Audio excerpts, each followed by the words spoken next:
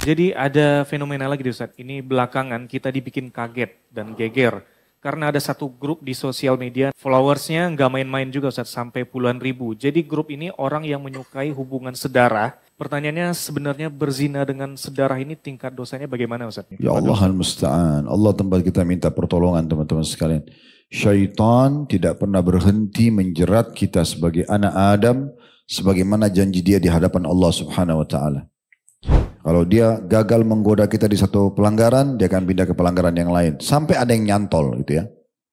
Dan kalau kita sudah kena jaring dia di satu dosa, dia tidak akan tinggal diam di situ. Contoh misalnya mencuri. Di saat setan memulai dulu karena antum belum pernah mencuri, dengan hal yang kecil. Mengambil air yang bukan punya antum, makanan, pulpen di kantor, misal sembunyikan punya teman, misalnya gitu ya. Atau memakan punya adik atau saudara, sebenarnya bukan punya kita. Kalau sudah terbuka, maka terbuka lagi godaan yang lebih besar. Nah begitu juga dengan masalah perzinahan. Teman-teman sekalian, kontrol diri kita. Dimulai dari tontonan. Tontonan itu berbahaya sekali. Kalau sudah terbuka pintu tontonan yang haram ini, film-film porno mulai dinonton, rusak fitrah biologis kita. Akhirnya suami istri pun kalau melakukan hubungan biologis yang halal, mereka akan membayangkan yang ada di film itu. Rusak fitrahnya. Bukan lagi istrinya yang dinikmati, bukan lagi suaminya, tapi yang ada di gambar ya, yang dia lihat. Dan setan tidak akan tinggal diam di situ. Lama-lama setan akan buat muncul kejenuhan. Karena sudah biasa lihat film porno zina, na'udzubillah, antara laki-laki sama perempuan, maka pindahlah kepada laki-laki sama laki-laki, muncul homo, perempuan sama perempuan, lesbian. Lebih jauh daripada itu karena sudah rusak sekali dia, sampai biologis sama hewan misalnya. Ini orang yang menikah saja, biologis halal tidak boleh, apalagi berzina. Apalagi berzina, itu tidak dibolehkan.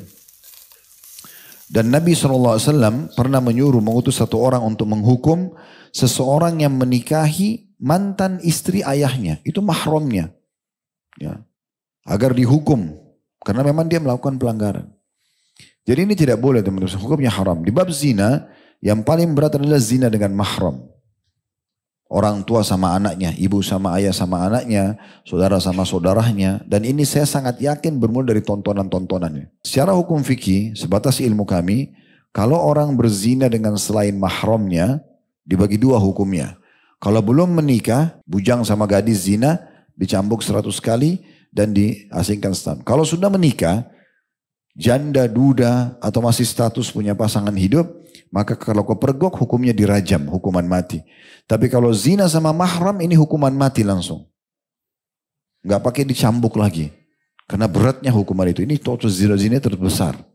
Makanya Nabi SAW menyebutkan tentang dosa riba yang pernah kita sampaikan. Riba 73 tingkatan yang paling rendah seperti orang berzina dengan ibunya. Kenapa disebutkan ini? Karena ini di bab zina dosa yang paling besar.